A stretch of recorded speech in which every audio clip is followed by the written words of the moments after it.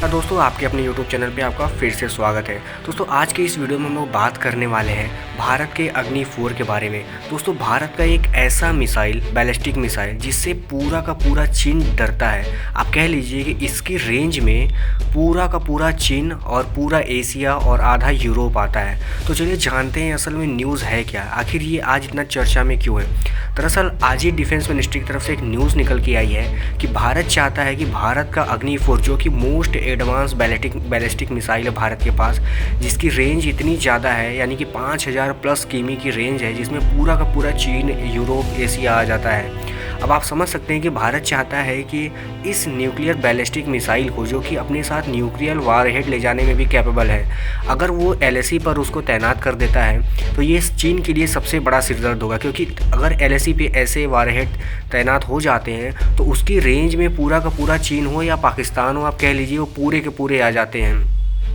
चलिए जानते हैं असल में खास बात है क्या अग्नि 4 की। दरअसल दोस्तों इसको एक तरह का आप कह लीजिए भारत का मोस्ट एडवांस बैलिस्टिक मिसाइल माना जाता है, क्योंकि ये एक न्यूक्लियर कैपेबल होने के साथ साथ आप जान लीजिए इसकी जो रेंज है वो बाकी मिसाइलों से कहीं ज़्यादा, यानी 5000 प्लस, और इसकी जो और आने वाली सीरीज़ है उसमें 8 से 10,000 तक की रेंज इसको मिल सकती है। अब दोस्तों बता दें कि अग्नि 4 और 5 की वजह से ही भारत ICBM का 8वां ऐसा देश बन गया, यानी कि इंटर कॉन्टिनेंटल बैलिस्टिक मिसाइल। इसके जो सदस्य होते हैं उनके पास इस तरह की मिसाइलें होती हैं जिनकी रेंज 5000 या एक कॉन्टिनेंट से दूसरे कॉन्टिनेंट में मार करने की उनके पास क्षमता होती है। भारत उनमें 8वें रैंक पे आ गया सिर्फ एक मिसाइल की वजह से। अब बता दें कि चाइना अगर भारत से मुकाबला करना चाहे तो कर सकता है, लेकिन उसको इस बात का हमेशा डर बना रहता है कि कहीं एक गलती उस पर भारी न पड़ जाए, क्योंकि चाइना की जो आबादी है वह ज़्यादातर एक ही साइड में रहती है, यानी आप कह लीजिए समंदर के साइड में, ईस्ट साइड में। तो अगर ऐसे में भारत उसी को टारगेट करता है तो पूरी आधी आबादी चाइना की उधर ही साफ़ हो जाएगी और वो भारत के रडार पे है, क्योंकि ऐसे मिसाइलें अगर एलएसी पे तैनात होती हैं तो वो टारगेट करने में ज़्यादा आसानी होगी। अब आपको बता दें कि ये पहले तो एक इसकी रेंज ही इतनी खास है, और दूसरी बात इसके बाद जब बात होती है इसमें कुछ लगे नेविगेशन सिस्टम और एडवांस एवियोनिक जो कि DRDO के द्वारा बनाए गए हैं, इसको और भी ज़्यादा एडवांस कर देते हैं। अब आपको बता दें कि ये इतने सटीक होते हैं कि आप समझ लीजिए पूरा का पूरा, और इसमें जो इसका जो टाइम ऑफ पीरियड है फ्लाई करने का वह 5000 किमी प्लस हो सकता है, यानी कि 6000 7000 भी हो सकता है। भारत अभी इसके बारे में खुल के बात नहीं करता है, लेकिन माना जाता है कि 5000 प्लस है।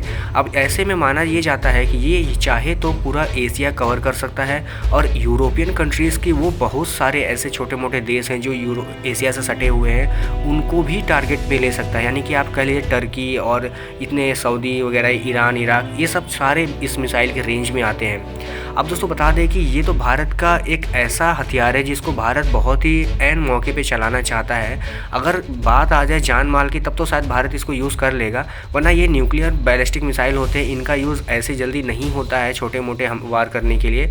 अब दोस्तों बता दें कि DRDO इसमें सबसे बड़ा रोल निभा रहा है, क्योंकि DRDO इसको लगातार और भी ज़्यादा एडवांस बनाते जा रहा है। और आपको बता दें दोस्तों DRDO सिर्फ इसी पे काम नहीं कर रहा है, DRDO चाहता है कि 2021 में ऐसे और भी ट्रायल, जो कि अग्नि 4 के और भी जितने ट्रायल है, फाइनल ट्रायल कंप्लीट करके इसको जल्द से जल्द इंडियन आर्मी, इंडियन नेवी को दे दिया जाए, ताकि वो इसको बॉर्डर पे जल्दी से जल्दी यूज़ कर सकें। और इसके अलावा DRDO और चाहता है कि MIRV यानी कि मल्टीपल टारगेट के जो व्हीकल्स होते हैं उनको भी टेस्ट किया जाए।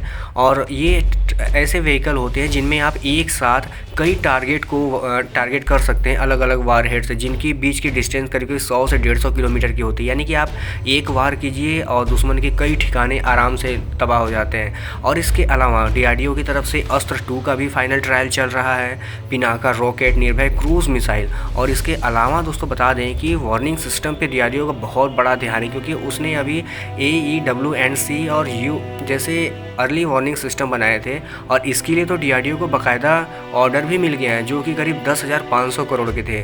और इसको तेजस MKI पे अपलोड किया जाएगा, ताकि ये जल्द से जल्द इंडियन एयरफोर्स को मिल सके या नेवी को मिल सके।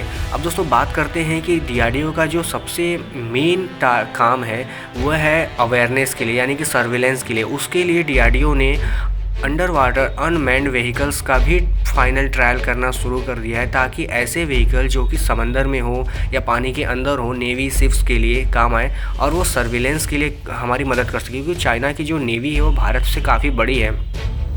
ऐसे में अगर कभी युद्ध हो जाता है तो भारत को ये तो बहुत झेलना पड़ेगा, क्योंकि उसकी नेवी में एयरक्राफ्ट कैरियर आप कह लीजिए सबमरीन्स हमसे काफ़ी ज़्यादा है, तो उसका कुछ तो खामियाजा भारत को भुगतना पड़ेगा। इसलिए DRDO ऐसे प्रोजेक्ट पे भी काम कर रहा है। तो दोस्तों ये तो थी आज की न्यूज़। आपको क्या लगा, भारत का अग्नि 4 मिसाइल क्या सच में LAC पर लगा देना चाहिए या भारत को अभी थोड़ा और इंतज़ार करना चाहिए? क्योंकि दोस्तों LAC पर मामला तो बहुत पहले से ही काफ़ी गर्म चल रहा है। आप अपनी राय मुझे ज़रूर कमेंट बॉक्स में बताएं। आज के लिए बस इतना ही, फिर मिलते हैं कल किसी और वीडियो में, कल किसी और टॉपिक के लिए। और अगर हमारे चैनल पर पहली बार आ रहे हैं और ऐसे ही वीडियोस देखने के लिए चैनल को सब्सक्राइब और लाइक करना जरूर मत भूलिएगा, क्योंकि हम ऐसे ही इंडियन डिफेंस और इंडियन साइंस से रिलेटेड वीडियो लाते रहते हैं। चलिए कल मिलते हैं, धन्यवाद।